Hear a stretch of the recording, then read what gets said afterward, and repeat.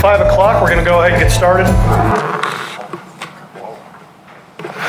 Good afternoon and welcome to the Administration, Finance, Recreation and Parks, Public Safety and Public Works Committee meeting for October 15th, 2019.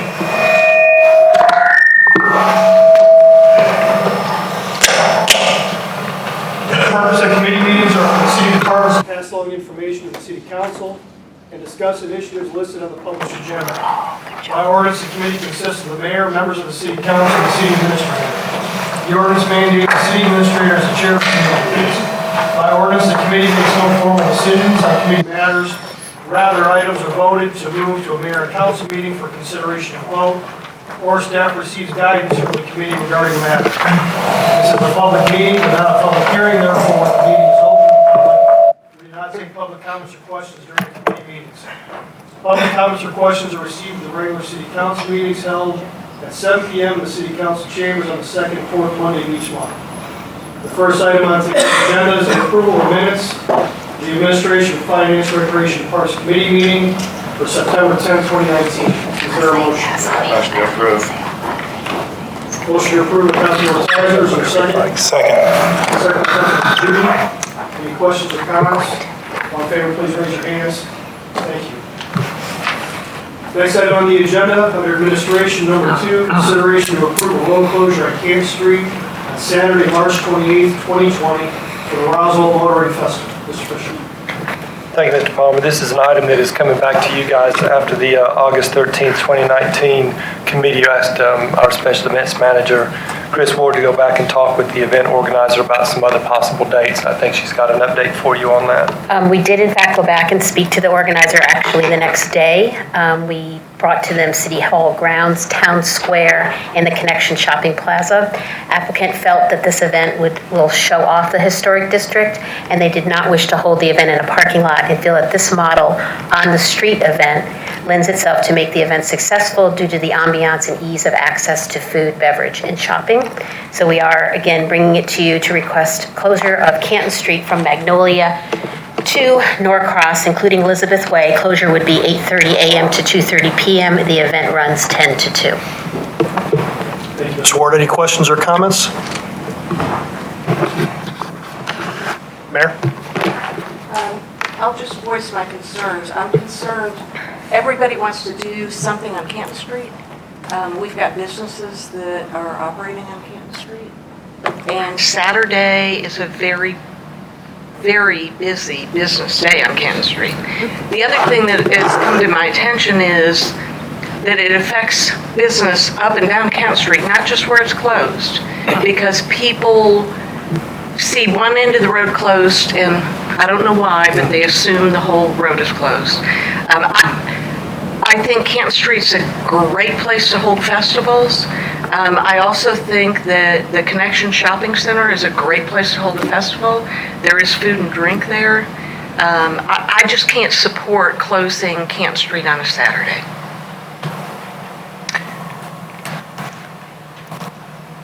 I'm in a similar position. You take out the lunch business for all the restaurants during that time frame by doing it, and so if it was done before lunch, which you can't seem to be able to do that, with the timing, but I just can't. I think we have to be very careful when we shut down streets. Well, and I would like to say too, add to that we don't. Canton Street is not restaurant exclusive. There are retail shops on Canton Street that do not function when we close. That's right. Go ahead. No, I completely agree. I have spoken to, and this is something maybe we need to do a survey or something on, because I hear, from people, hey, look, it's great, close it down. And then I've heard from multiple business owners, please don't close the road down.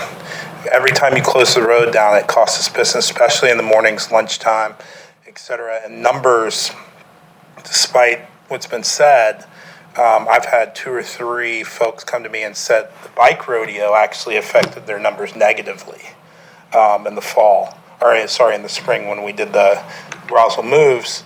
I think it's a great deal, and I think it's really important to do, but when can we close down to have the least impact on businesses? And just what the mayor said, everybody wants on Canton Street, but we keep closing Canton Street down.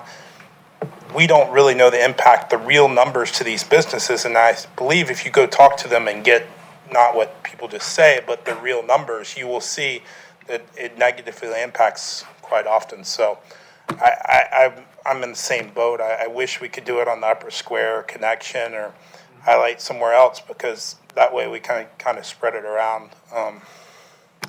This is a tough one for me. And so, for me, my preference, whether it's this request or any other request, my preference would be that we actually formed some type of notification survey system, whatever it might be, and hear from the business owners, because I have heard from a number of business owners that they feel something like this really hurts their business, and I have heard from some others saying that it helps their business. And even the Roswell Moves example, I heard earlier this year, I did hear some saying that it was hurting their business this year. I heard others the prior year saying it was the best day they had ever had for their business. So my preference would be that we'd have the information, we'd know that here's the requests from the businesses, instead of us using anecdotes.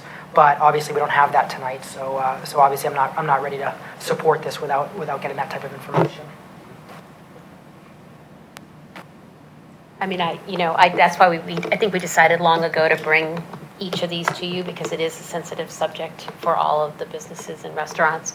So that's why each time we come back, and we did go back and had a very long meeting with this organizer, talking about all the different locations, and they just felt like that was the best for them. And we did reiterate, it's not always what's best for the whole community. So I said I would bring it back on behalf of them. So I think one of the things we can take from this is possibly do some hypotheticals, or in talking with the business owners. Hey, what for your business? What would be the best time to close? Not a good time. The best time to close and the worst time to close the road, that kind of thing, so we can have some of that information up front. And then we can at least look at that for the future, and we'll better know whether or not to even bring it here.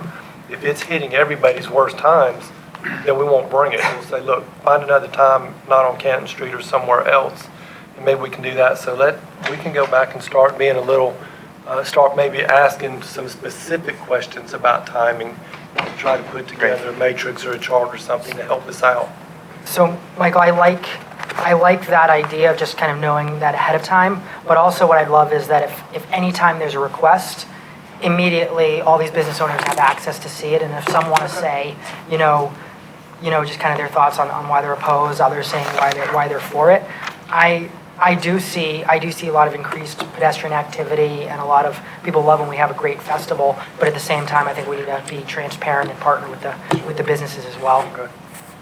I disagree. I think that we, as elected officials, are charged with doing what is best for the city of Roswell. That includes our business owners and our residents.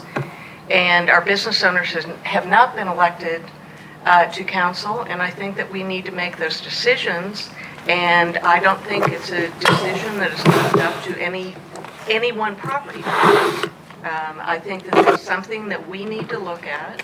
And I agree with you that we need to look at optimal times. I would venture to say Saturday is not a good time on Canton Street, but that's just my instinct. But I'm not going to make a decision based on a straw poll to certain individuals. That is not what I'm about. So I completely agree with that. My concern is, I feel there somewhat was, my concern is today what's been done is just an informal straw poll, in the sense of, I'm hearing a lot of people say that there's concerns it's going to hurt businesses, but it's just anecdotes, and I'd much prefer that we are hearing from the businesses. Ultimately, this council will decide what's best for the overall community, which includes both our residents and our businesses. But what I'm hearing is a lot of people saying how it's going to impact different businesses' financials without us having any visibility into that. We'll try to better define those pressure points of what's really bad and what's not as bad, sort of thing, and see if we can come for the next time when there's a request. We'll have a better idea of where that might fit in overall. It's important to look at how many times we do close Canton Street. I think that gets to be, it doesn't seem like that many to us, but it does to the businesses and residents and restaurants there. So we'll keep track of it. Any other questions or comments? Is there a motion? I'll motion to deny. Do you want to, you don't want to bring this to the mayor and council meeting? No. No, I don't think it warrants it. Okay. So motion to not move it forward to the mayor and council meeting. Mayor, Second. Is there a second? Second. Second by Councilman Ruggieri. Any further questions or discussion? In favor, please raise your hands. It's unanimous. Thank you.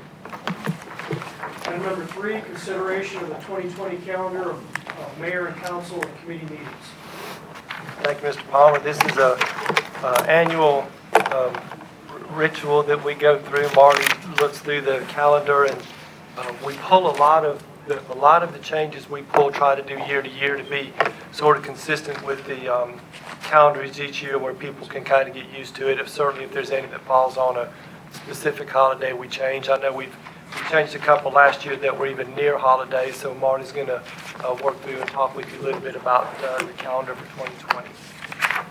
Okay, so we have a calendar, and we don't have any changes really until May comes along.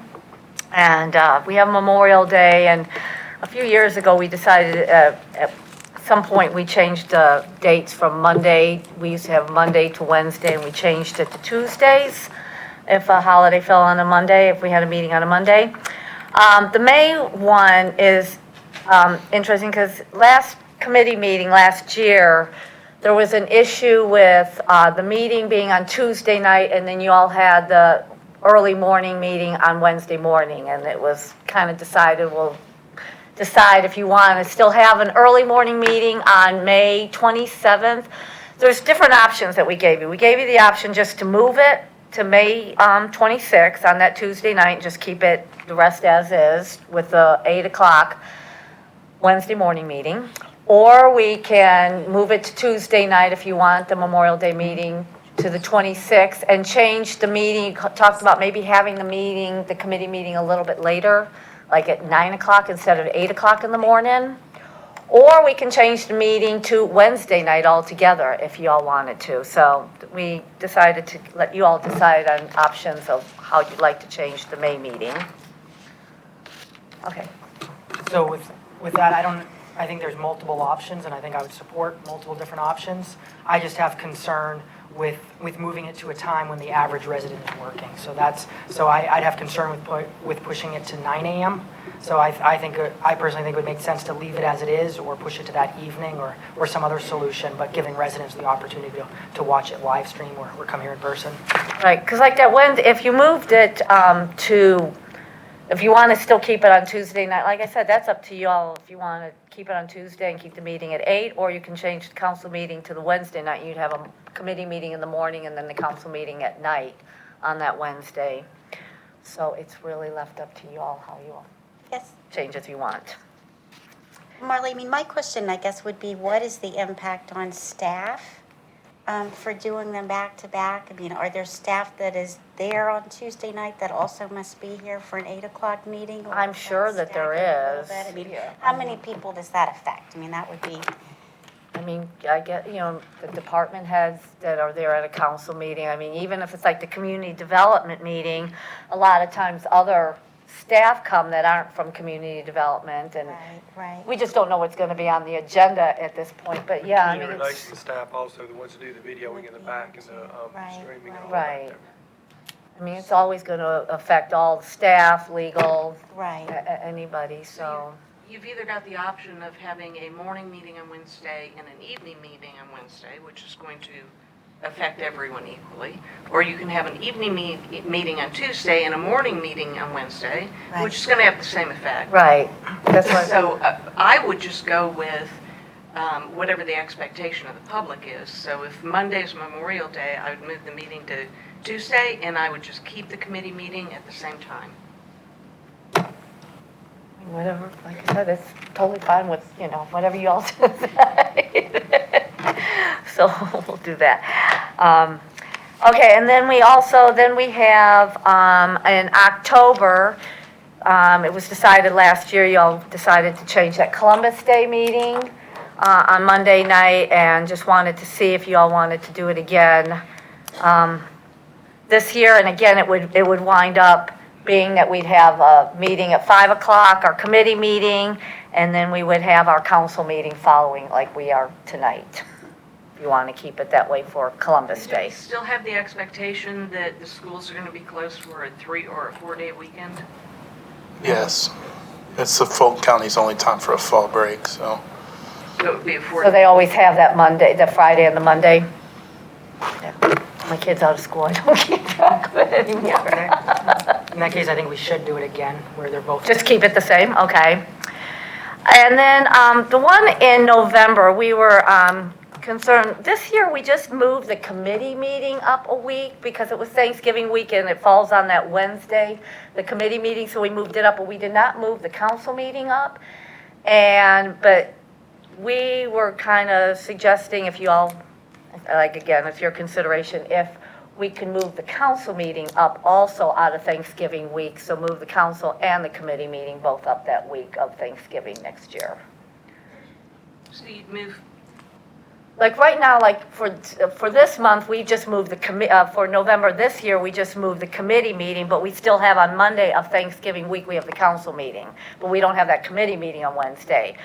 But we were, one of our recommendations was if we wanted to move the committee meeting up the week and then also move the Thanksgiving, the council meeting from the 23rd up to the 16th too, since we're moving the committee meeting up. So what? okay. I'm confused because I'm seeing the council meeting being on the 30th. That is open forum. There's a fifth Open- Monday. We have a fifth Oh, Monday. So that puts us 2 weeks in a row, the 9th and the 16th, if we move it up, plus the 5th Monday night, which is Thursday. The other option could be we can do a November 9th regular meeting, don't do the middle week meeting, and then have business on the open mic on the 30th, so we still have 2 meetings that month, instead of having 3.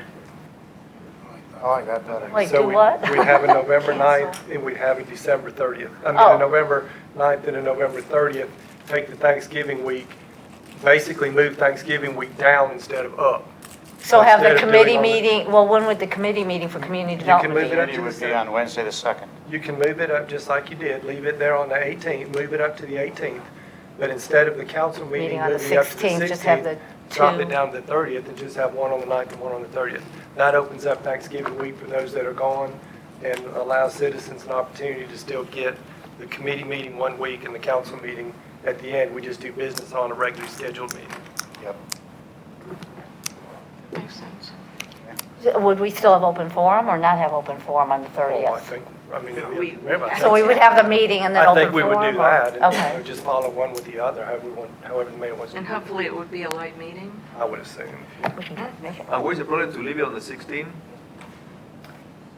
There's not. The only thing with the 16th is then we would have a meeting on the 9th, a meeting on the 16th, and then another meeting on the 30th, so we'd have 3 in the month. So I was just saying, rather than having a back-to-back meeting, because if we do something on the 9th, chances are we're not going to have a lot of new business coming up a week later on the 16th. So if we just moved it down instead of taking the 23rd and moving it up to the 16th, take the 23rd and move it down to the 30th. We're We still have just 2 moving- meetings in one, Still have 2 meetings in the 1 month, the 9th and the no, 30th. 2 meetings in one day. Well, on the Open- open 30th, mic, yes, open- yes, on the be open 30th, mic, you'd have then a we can regular follow council by- meeting and then open forum. Because sometimes we add business on the open mic nights anyway, so if we have any agenda items, we can still put it on that same night. We do that occasionally now. My only concern is if we had a packed meeting, I then get- that's basically going to bump a open mic night to midnight. It would, it could. Except, Now, except that you basically just had one, 6 weeks earlier? Right. Because that 5th, Because Can you Rams all over. predict? Yeah, that's the whole thing. Yeah. I mean, you don't know what stuff is going to come into community development. I mean, you Right. just don't know. Applications and everything. We were just thinking, trying to just take things out of Thanksgiving week just Right, because yeah. so many people are gone. You know, makes sense. So I don't see a problem in leaving on the 16th. I'd rather see you move it down. move it down, you said move it up? So- Yeah. No, I said leave it where it is. He wants on the 30th, he wants on the 16th. I want to see Yeah. where it is. I think I would prefer to move it down, because then you would also get a little bit more balance with the November and December meetings, because otherwise, the December meetings are pretty spread out. Same, I'm on the 30th. Yeah. Move it to the 30th. I'll support on the 30th, but for a different reason, just because I think it would be confusing of having it, it's always the second and fourth, and then having one on the third, and just maybe having an important item that people forget about, so I will support what I'm hearing you say. Okay. And then the last one is in December, and again, it's up to you. We would have a meeting on the 28th and the 30th, and the last couple of years, you all decided to cancel that fourth Monday council meeting and that community development meeting, and just wanted to see if that was what y'all wanted to do again this year. Yeah, I would like to continue with what we did the last 2 years, not having a meeting between the 28th and between Christmas and New Year. Right. All right, Same on that. all right. Marley? Yes. I'd like council to consider one other item.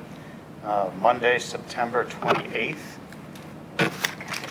Yom Kippur. is Yom Kippur, which for our Jewish residents is probably the one day a year that would be bad to have a meeting.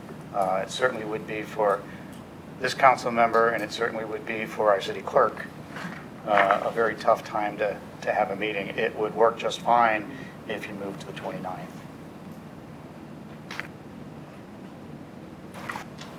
I'll support that.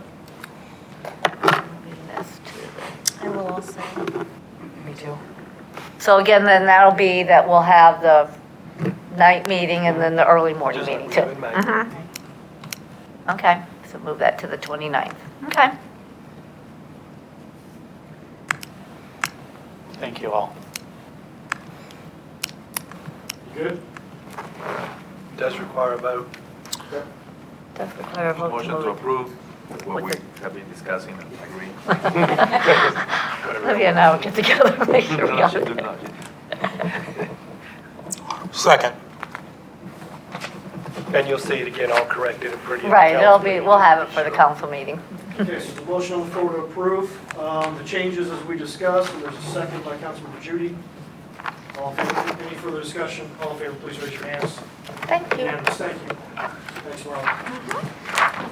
Item number 4, consideration to approve placement of 2 memorial markers on the grounds of City Hall to honor members of the Armed Forces, Blue, and family members who lost loved ones serving our country gold. Mr. Fisher.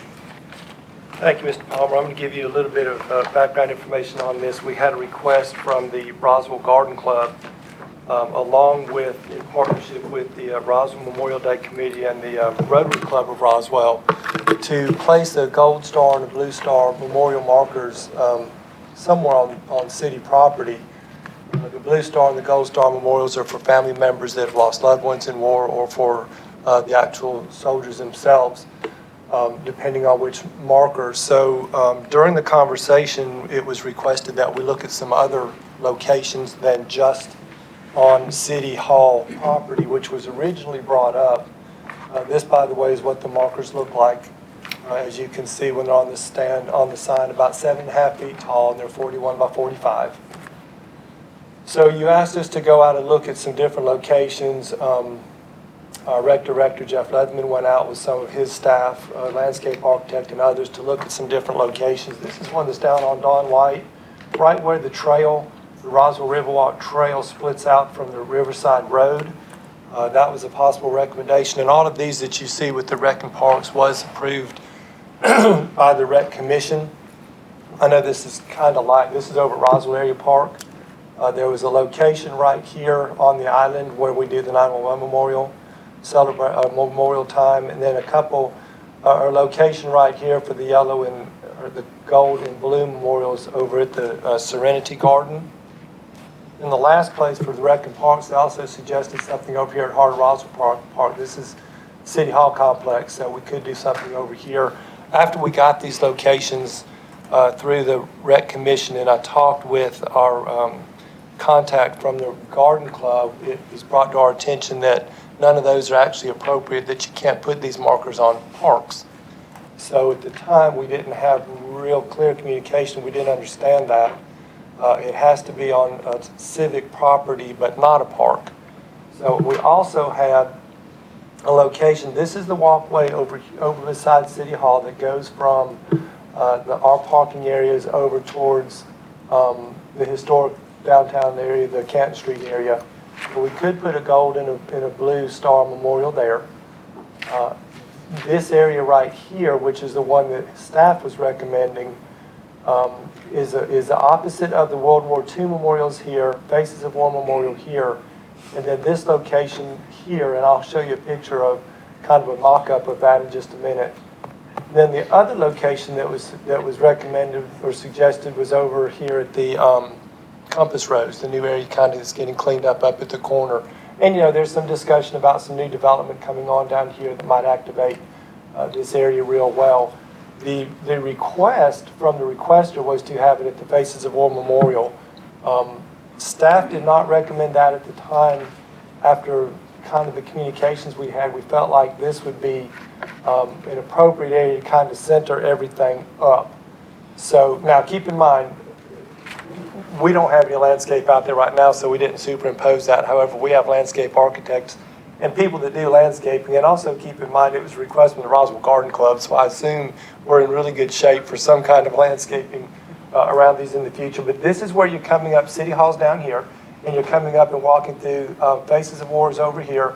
But you can walk up and go through, and it is the one that would be equal distance from where the World War II memorial over here, and then this one over here. So that was kind of the recommendation, to not have it at the Faces of War Memorial. I've got another picture that I want to show you after talking with Ms. Crow from the Garden Club and with Mr. Gassert, Elwin Gassert. They did say originally the signs were superimposed kind of right behind the edges of the Faces of War Memorial, and quite frankly, that did not work at all. It didn't, in my opinion, as staff bringing you a recommendation, I couldn't recommend that.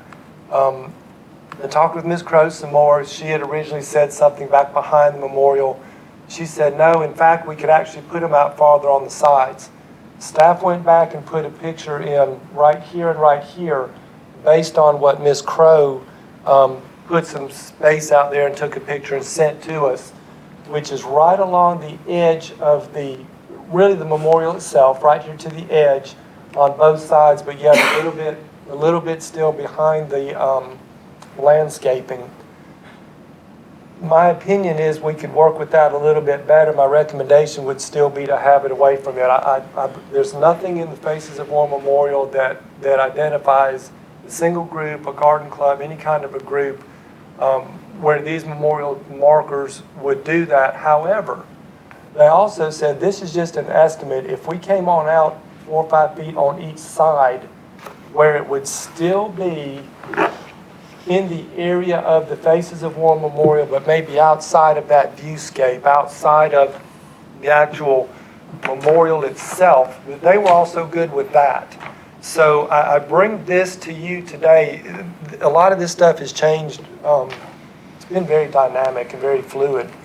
This is kind of the last one that we were at, was this picture, until talking with Mr. Gassert and with Ms. Crow. These could move out just a little bit farther, so I leave that with you guys to make that determination. But the parks facilities are not approved, so what we're left with is the Compass Rose, the opposite side of the World War II memorial, or along the pathway here, or as the not applicant, but the requester has said, something that would be framed of the Faces of War Memorial. So any questions that you all may have?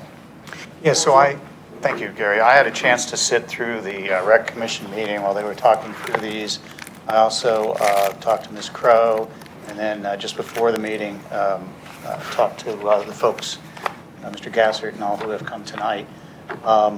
The original concern was, if you put it at the Faces of War Memorial, are you causing some disrespect for the Vietnam veterans in that area? And their feedback from those people who founded the memorial is that it is not disrespectful. They would like to see it, and in fact, they would like to see it moved out just a little bit from this drawing. The original drawings that we saw that had it close in, it didn't look very good at all. But they kind of blend in a little bit more and give you the chance to pay some respects when they're in that sort of garden feel. And I think that's what's driving the two groups to really want them right in that area versus anywhere else. The original thought that came out of Rec Commission was that the Compass Rose would be a nice place to have them because you'd have sort of a walkway.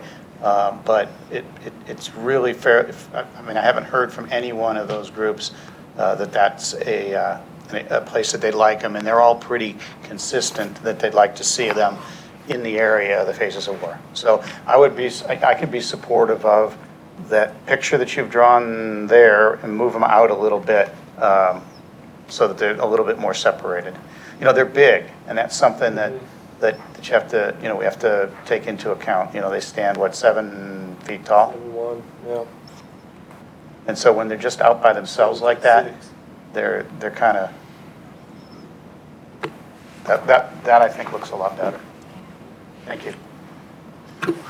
I can support them out further too. I think kind of framing it, will the garden club commit to doing some landscaping around them? And I mean, because maybe that helps beautify the whole area there around the Faces of War Memorial and gets us some extra landscaping and care of the plants and et cetera.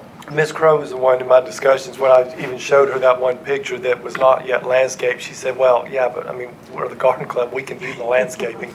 So I have not spoken directly about that yet, but yeah, I think that's a great possibility, and I'll have that discussion before the council meeting. Perfect. I would also be supportive of that location out there moved out some. I think it makes sense, as long as that is agreeable to the garden club and it meets the guidelines for the stars. It does. I think that's a good solution, and thank you for working with them. I'd like to see what this would look like. So can we're showing a picture here, and my main focus is I don't want to cause any disrespect because my office faces this, and I can't tell you how many times a day or in a week that people sit out here and reflect. And I mean, it's very touching because people view this as a place where they can remember their loved ones. And I don't want to do anything to detract from that. My only concern is by having one of these monuments on each side of this, that those are bookends that create confusion on what the Vietnam War Memorial is all about. So my suggestion would be to have building up, put a couple of poles in the ground, 7.5 feet tall, however tall they are, and put them where they would like to have them. And I would just like to look and see if they do still bookend it and it diminishes from the Vietnam War Memorial. We can mock up a couple, that are about, we know the dimensions of them, so we can mock those up and set them out. I agree, Mayor. I think if we move them farther out, I think it'd be important to find where the landscape maybe finishes up and have them right along the border of that so that it's not confused with the Faces of War Memorial, but it's all there, yet it's still all there together. But I do not want to diminish. That was the whole reason staff went with on the walkway to begin with, was this memorial is very artistic, it's very serene, it's very reflective. There's not a lot of wording, not a lot of interaction. You're just there for the memorial. So I think we can do that. I don't think it needs but just a few more feet, maybe 4 or 5 more feet should get us a little bit out to the edge of that. And then maybe we can kind of frame the memorial with those, whereas before we were really, in my opinion, interfering with it, where I think we could possibly do that. But I'll have them mock some things up and move it out. Let's take a look at it. I personally think that would be very helpful. We can do that. Because it's, looking at this, it's not the same as being on the back of City Hall grounds. The other thing that I would like you to clarify for me, please, that markers can be placed in parks, Yes. but they're The not low, the ground these markers. very large markers. That is correct. So that is an option. And I think in your packet, I don't have it here, you have a guideline book, and I believe it has in there the lower markers that can be. They're smaller that fit down. And then please also brief us on, once we place the markers, Once you Can I place the live markers are there to stay. They are a memorial marker, and in speaking with the lady from the State Garden Club, I forgive me, I don't remember her name, she did approve if they are placed in relation with this memorial. If that memorial moves, being the main memorial, the Gold Star and Blue Star could move with it, but it's got to go back into an area with it. But if they are placed, from what my understanding, if they're placed over here on their own, or anywhere else, they are memorials, and when they're there, they're there. And it is very difficult to get anything moved. But with the Faces of War, and we all know there's, discussion from time to time on all of this property. But yes, if it does move, they can move. Otherwise, they're there. Councilmember Zapata, go ahead. Thanks. So, well, first, I think we shouldn't take solemnity for a well-established memorial we have there. So if we can go back to the options. So what about, to be symmetrical to World War II memorial? No, go the Blue Star, this one, yes. So why not in there? That will be symmetrical to World War II memorial. We'll still leave the solemnity of Faces of War memorial as is, and still will get traffic by. And so you get in both sides the memorial. So why you're not contemplating this option? That is our recommendation. Okay. That's what this picture, I'm sorry, wrong way. That's what this picture is. That's Okay. that location where the island goes around. The World War II memorial is Right. on the other side. So this was staff's recommendation originally when we were under the impression that they were going behind there. We are not as opposed to having something out here on the outside, which is information that's kind of come to us dynamically. So I don't think it takes away from this memorial so much if it's wider out. But the staff's original recommendation was this, with some landscaping and all around it, which was up here. Right. And symmetrical. But so that is certainly a recommendation from the staff. But after the discussions with the requesters and really looking at it, I don't want to eliminate this. It could work option. either way, I don't sure. want to eliminate this option Okay. that the staff is recommending. Okay. I will make it symmetrical. I will give 3 critical points to people to contemplate and meditate, and doesn't take solemnity from any other well-established already memorial. And perhaps we should have a mock-up on the staff recommendation as well. Can do that. Um, It wouldn't be hard to do. My concern is, number one, we're committing city real estate in perpetuity. So I think that I don't think we can be too cautious about the decision. Okay. And I just want to make sure, because we can't move these things. Right. We want to make sure they're in a good spot. And the other thing too, I go back to, I don't want to diminish the importance of the Vietnam War Memorial. Right. Do you have any idea why the Vietnam War Memorial is a key factor in the location of the gold and blue? The Gold and Blue Star memorials really look at closure for the families and closure for the soldiers, or the other soldiers that are still here that serve. They are a memorial of people that are gone, of people that have given their lives. That is exactly what the founders of the Faces of War Memorial was all about. It was closure for those Vietnam, the 12 or however many people that were part of that first one. That's what that was for. And when the Garden Club saw these memorials, that's also another part of closure. So that's what tied them to the memorial to start with. Their minds is it adds to the whole feeling that the soldiers and the families have of this is just another way of saying thank you for what you've done, and we're done. So I think that's how it tied to it But isn't originally. it for all wars? It is, absolutely. Yes, it is. So I'm open to that as well, putting the different options out there so we can look at them. Okay. My concern is the garden club and the folks that are bringing this opportunity and really want it done.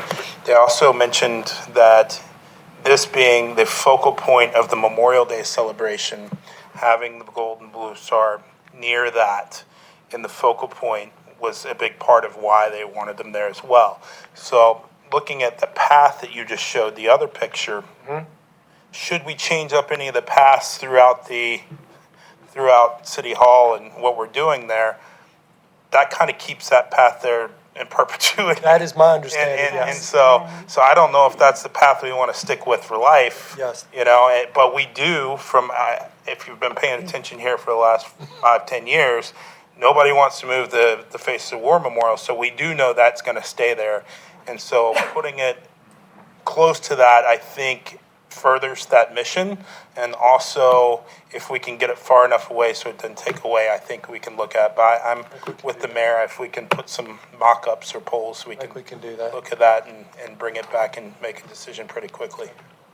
We'll get some posts and get some plywood to the same size of the plastic. So we can get some of the board from transportation or something to get the same size and to have you look at it. Keep in mind, it'll be stark because it may be a white color or a board, so don't let that get you, but kind of take it in and look at it. I think we can show a pretty good representation of what it would be like.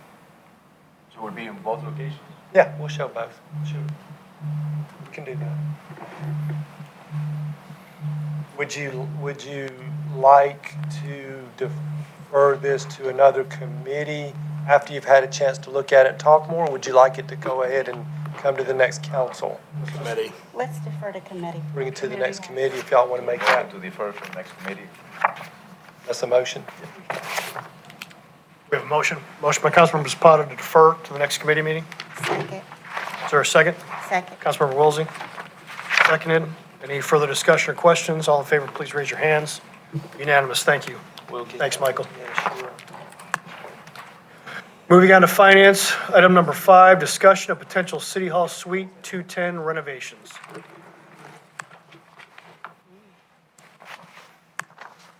Mr. Luckett.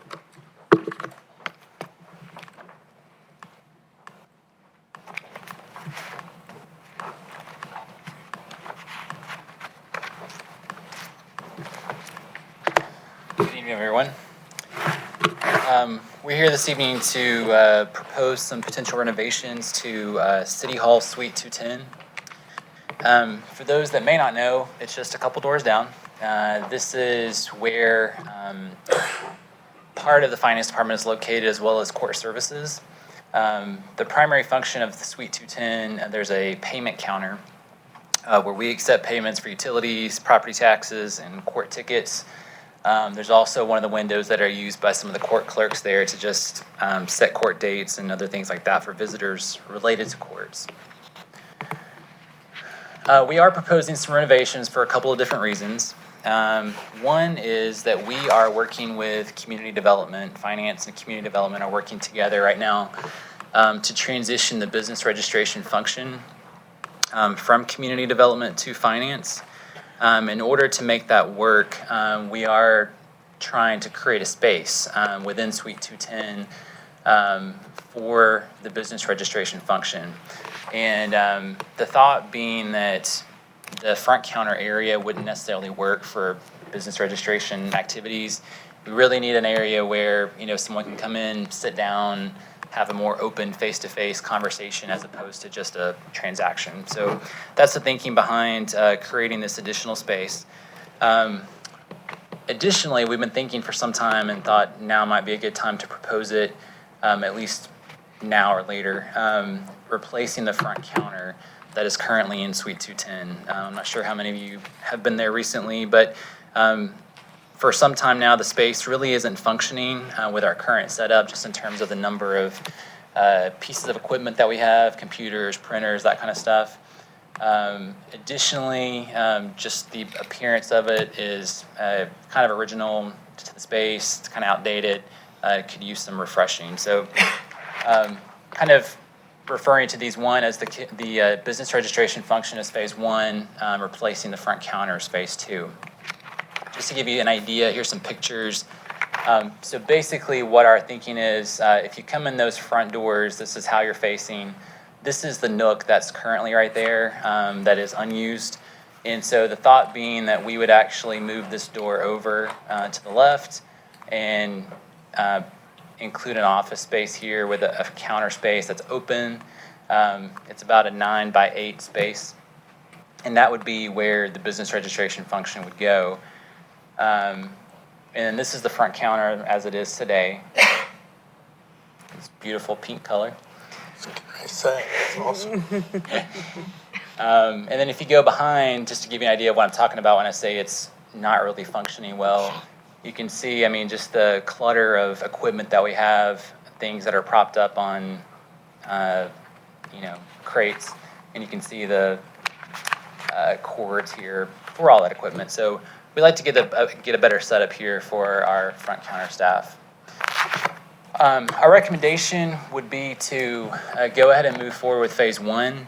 And the reason this is a discussion item, we're not really asking for formal council action. As you might remember, back at mid-year of last year, you all approved funding for some renovations in Suite 130 in finance to create a couple of office spaces where grants moved over to the finance office suite, as well as create a new conference room in that unused old front counter area there.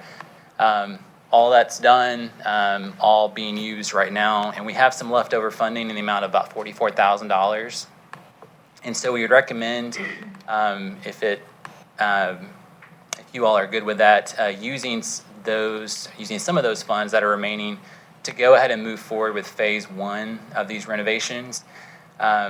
At the time that the committee items were due, we didn't have the final numbers on that phase two, but obviously we don't have the funding right now to do phase two, so we would be coming back and proposing that as part of the FY21 budget process. So just wanted to get some feedback if you all were good with us kind of expanding the scope of that original project that we brought to you beyond what you originally approved. Well, it looks like it needs it. As long as you keep the pink, I'm good with it.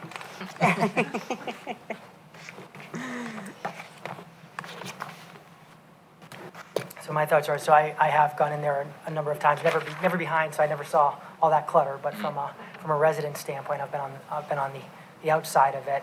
And definitely seems like there's some opportunities for improvement, but it doesn't seem to me like it's so urgent that it couldn't wait until the full budget process to kind of just go through where are our priorities and where should this money be spent. That's my position on it. Okay.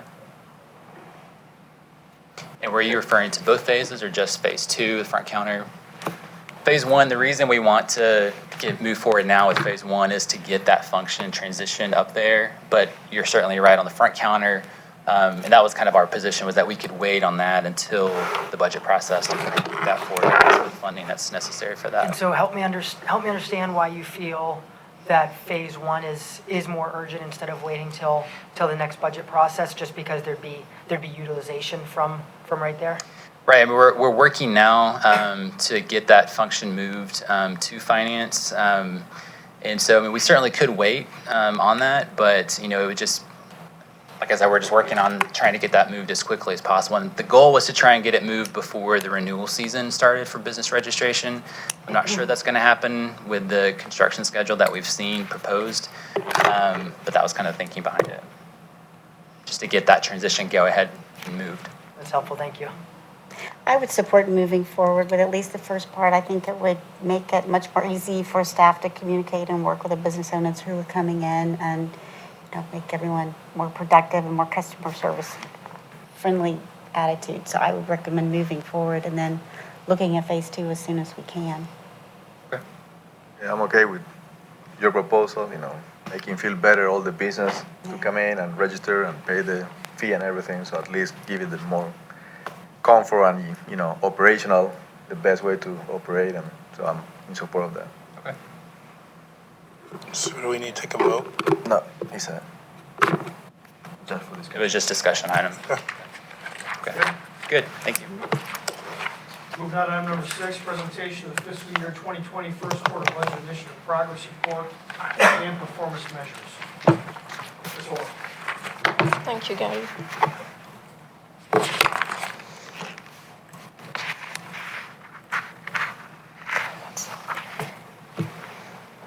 Good evening, Madam Mayor and council members. So we are here to present the first quarter budget initiative progress report, and this is the second year of this initiative. And it includes a status update on the FY 2020 approved initiatives and also some FY 19 projects that were not completed in the last fiscal year. So in the report that you have in front of you, you will see that the budget amount for some of the FY 2020 approved initiatives is more than what was actually approved by y'all. And that's because there is a roll forward of the FY 19 money for those projects. So that's why it's a larger amount. These slides are organized by department, and we'll start with the administration department. So the administration department has a total of 10 initiatives. Of that, 1 is complete, 1 is delayed, and 8 of them are progressing as planned. So these are the list of initiatives. And then for community development, we have a total of 7 initiatives. 2 have been completed, and 5 are progressing as planned. And then for public works, we have a total of 12 initiatives. 3 are completed, 8 are progressing as planned, and 1 is delayed right now. And their projects are listed by fund.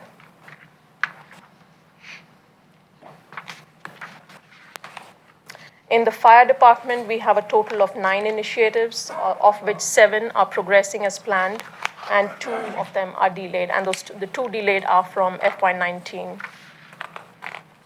And these are the list of their projects. And then in the police department, we have a total of 8 initiatives. 3 have been completed, and 5 are progressing as planned.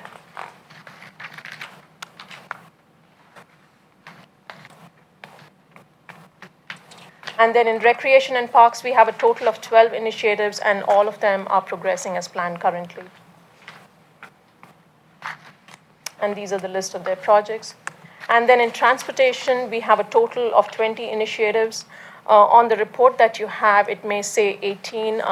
Inadvertently, 2 of them were missed on that particular report, but we've included them here in the presentation. So 12 of the 20 are progressing as planned, and 8 of them are delayed currently. So this is the budget initiative progress report for the first quarter. If you'll have any questions about any of the projects, we would be happy to answer them. Floor is open.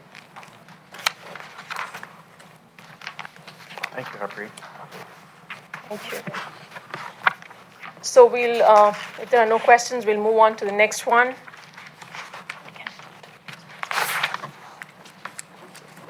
So this next presentation is on the performance measures. The great management guru Peter Drucker had once said, "What gets measured improves." So with this very purpose in mind, during the past budget cycle, the budget staff has worked with all the departments to develop performance measures that we will be reporting on to Mayor and Council. These measures have been developed by the departments themselves based on the data that they already collect.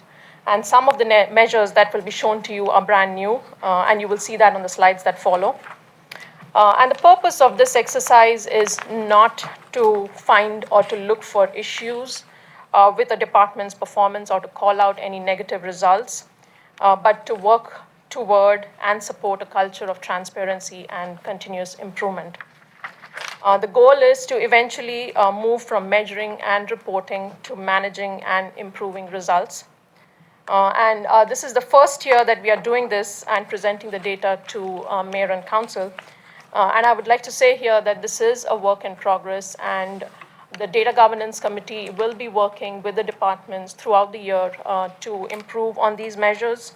And we've actually received a template from our GovX consultant, which we will be using during this the next budget process to develop those measures. identify them based on the criteria that are in that template to determine which ones we will report on. So as we work on them, you may see some measures are added to what we'll be showing today, and some may drop off. So ICMA and GFOA both stress on performance management and consider it a best practice for local governments. And ICMA has laid out 5 reasons to measure performance, and that is what you see here on this particular slide. As you all know, performance measurement strengthens accountability and will help improve performance and align reporting to the strategic goals that are developed by mayor and council.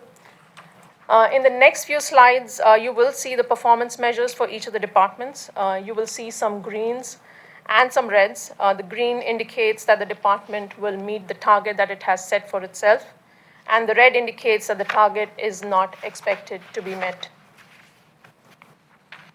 So we have the performance measures listed here by department. So the first one is administration department, and I will not be reading out these measures to you.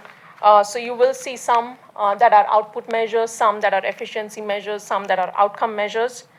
So some of these measures are beyond the control of the department. So you will see, like for example, the average number of clicks per website visitor. And then for the fire department, you will see there's a one measure called that's for total calls for service. Now, these are beyond the control of the departments. They don't know how many calls they're going to get or how many clicks they're going to get on the website.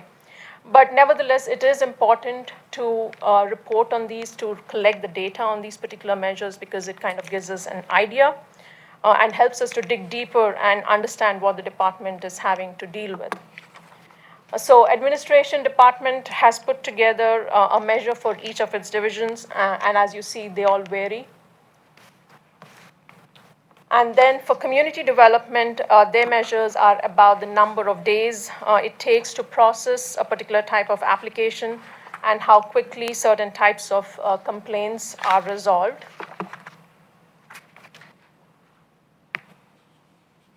And then for public works, they have one measure for each of its divisions, and they vary. And the measures related are mostly related to response times, to purchase of fuel, using a fuel card as a percentage of the total fuel cost, just to name a couple. And then moving on to the finance department, we have 3 measures here, of which one is a brand new measure. It has never been measured before, hence you do not see any data for that particular measure.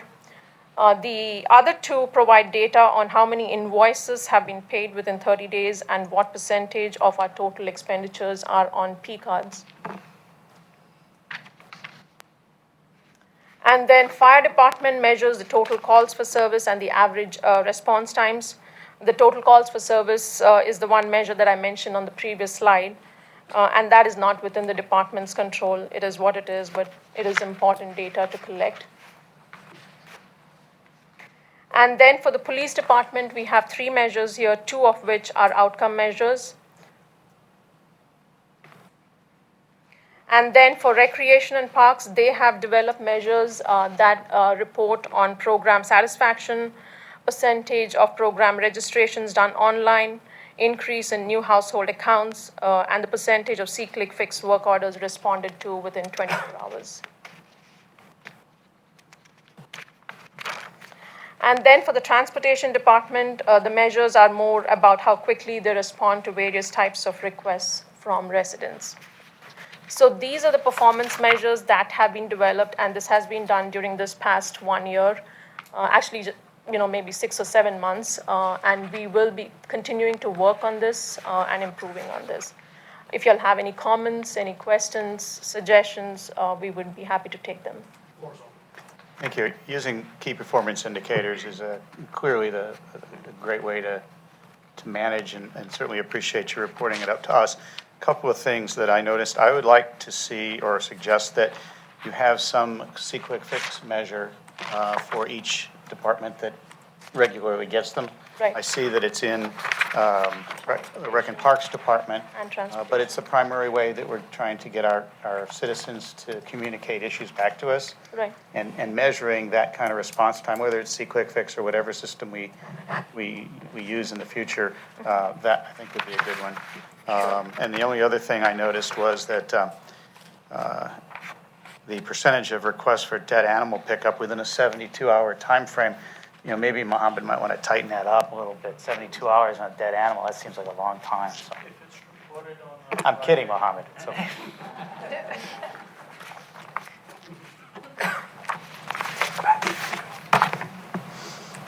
Any further questions or comments? Thanks, Harpreet. Well done. Thank you. Moving on to item number 7 on Recreation Parks. Consideration of a resolution for approval to submit an application for the Georgia Outdoor Stewardship Program 2019-2020 grant in the amount of $891,485. Mr. Levin. Thank you, Mr. Palmer. This is a continuation of our grant requests that we try to find alternative funding options outside of the city's funds for some of our construction projects. We have applied for the Georgia Outdoor Stewardship Program for the last couple of years. In some cases, been successful. We still have one grant that's outstanding that we haven't heard back on in the previous grant cycle. This is coming up in the next grant cycle, and we're looking at the continuation of our development of the River Park system, specifically targeting the Don White Park in this application. The proposed improvements are consistent with our master plan. If we are successful, it would require a 20% match from the city. Again, this is just the application that gives us the authorization to apply. Floor is open. Motion to approve.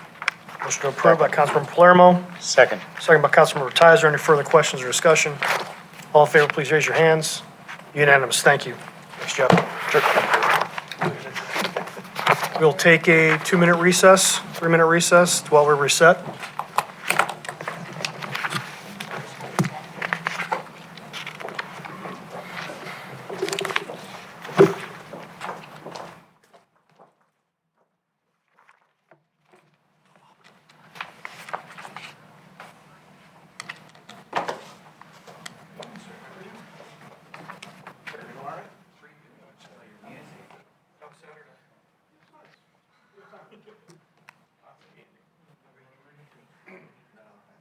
Do you need anything else for our meeting tomorrow? More 25 pages of policy. Just what I want. That'll work. We'll see. Okay.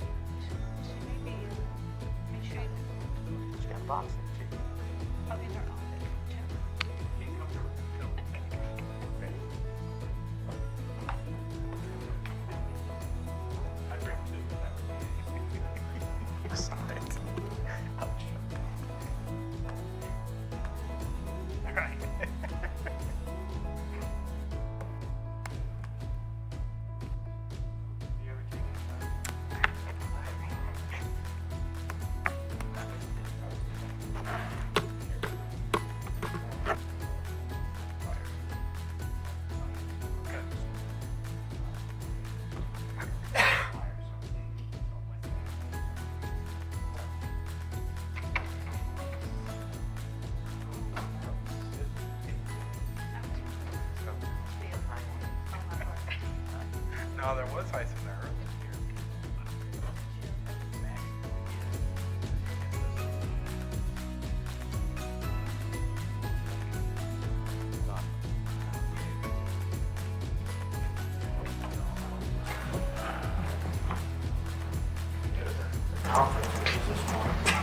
They let you shoot it. Shoot it for years, they let you do that. I've got the consumer version at home. Yeah, I couldn't do that. My wife did. I can actually make it now myself.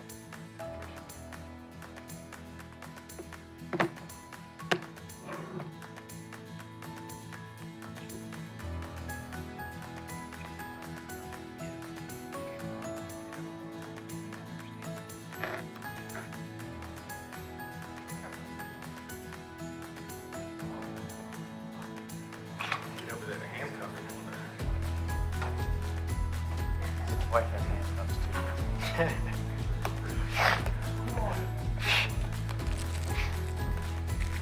Strong.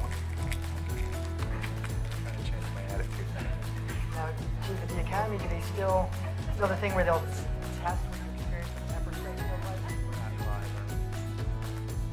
sure they stopped doing that or not. Oh, really? Oh, that's funny.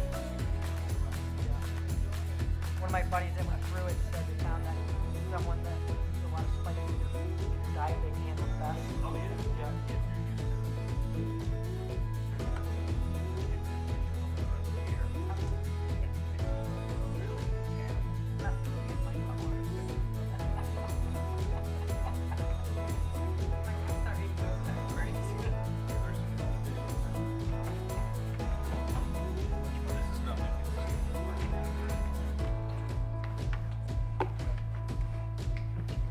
Okay, we're ready to reconvene.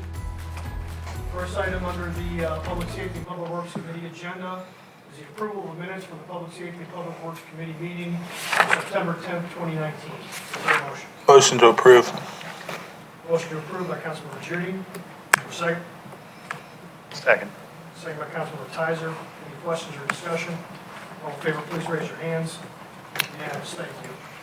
Moving on to Public Safety Police, item number 2. Consideration to accept the fiscal year 2019 Justice Grant, JAG, in the amount of $10,695. Chief Conroy. All right, good evening. I did bring a show and tell, so I'll show that in a moment. But this is the 2019 Edward Byrne Memorial Justice Assistant Grant. It's an annual grant that we receive. It's frequently referred to as the JAG grant when you hear it. It's in the amount of $10,695. The city will use $10,374 to purchase 4 new mobile all-in-one rapid ID scanners for quick identification of unknown suspects during patrol functions. I brought one of our current models. This one's about 8 years old technology, 3G, but we use it to identify subjects in the field. I'll pass that around just so you can see it. It is not logged in, so you're free to run your fingerprints. It will not run your criminal histories. Better not put. The remaining grant, $321, which is 3% of the total, will be used per the Department of Justice mandate to assist the city in our transition to reaching NIBRS, the National Incident-Based Reporting System. $321, that'll be for training and educational materials. Floor is open for questions. Motion to approve. Second. Motion approved by Councilmember Judy, second by Councilmember Palermo. Any further discussion?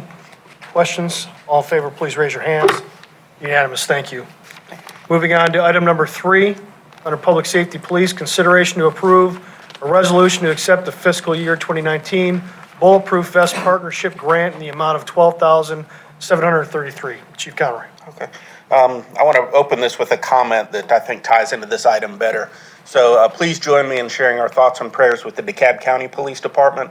One of their police canines was shot earlier this afternoon by a wanted subject during a shootout with police. The canine was transported to the animal hospital in Sandy Springs and is currently undergoing surgery.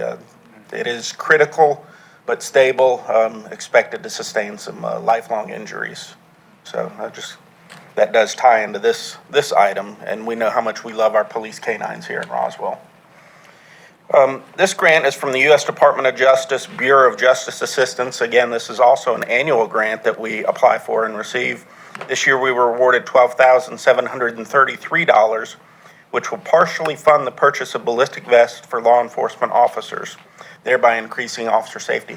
This grant does have a match of that same amount, $12,733. And just so you're aware of how much that is, a ballistic vest for our officers costs $759. So that grant will fund 17, and our match will be a total of 34 vests. And as you hear me talk of our hiring process that we're in, we're trying to hire 19 police officers. That's going to cover vests for those officers as well. Floor is open. Motion to approve. Motion approved by Councilmember Judy, second by Councilmember Tizer. Is that correct? Yes, that's correct. Any further questions or discussion? All in favor, please raise your hands. Thank you. Unanimous. Thanks, Chief. Thank you. Moving on to item number 4 under Public Works, consideration for the mayor and/or city administrator to award a contract to Wade Coots Company Incorporated, standby contractor, for a pipelining project on Mountain Park Road in the amount of $200,830. Mr. Skalski. Good evening, Mayor and Council. So this is a culvert replacement project just about 200 feet up the road from the school on Mountain Park. It's Mountain Park Elementary School. We're pleased that we're able to get some bidders for this. The price that we received, we had a couple of no bids just because of the difficulty of access for this.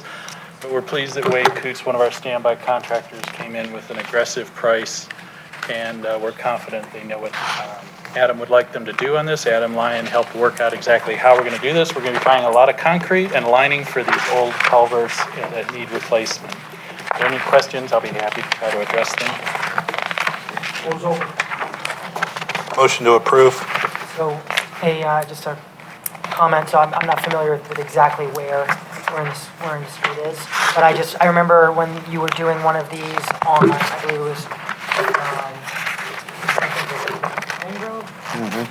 Pine Grove, was that the last one? So I remember it was in an area where there really needed some sidewalk connectivity, and basically it was brought up later on that it was too late in the project, and so for any of these, I'd like to understand and like to have your department work with transportation to just understand if these are locations that should be or in need and on the roadmap for sidewalks, and if it's not the case, then I think it makes sense to move forward as is. If we find out from transportation that it's high on the list, that there's just some small missing pieces, et cetera, then I think anytime we're going there and doing work, we should look at the sidewalks as well. We can absolutely talk to transportation about that. In this particular case, the one comment that I would make is, other than accessing the culvert underneath, we will not be actually pulling up and replacing. We're going to be lining and working inside. So we're not going to be doing any earthwork on the side of the road. In Pine Grove Road, it was a good example where we pulled up an old culvert and replaced back something new. But there was a lot more earthwork and construction going on. This is primarily a lining of the existing stone structure that we'll be doing and pouring a new bed to reinforce the abutments. But we'll definitely talk to Mohammed and transportation and see if there's and what you said, I think, makes perfect sense. It's just more of I want to get in the practice and the habit that each time that at least is shared, and so that makes sense. There's a motion to approve on the floor. Is there a second? Second. Second by Councilmember Tizer. Any further questions or discussion? All in favor, please raise your hands. And it's unanimous. Thank you. Moving on to item number 5, consideration for the mayor and/or city administrator to sign a memorandum of understanding with Fulton County, Georgia, on behalf of Fulton County Public Library System for a shared stormwater treatment facility for the property located at 115 Norcross Street. Mr. Skalski. So I apologize for the bulk in your package on this one.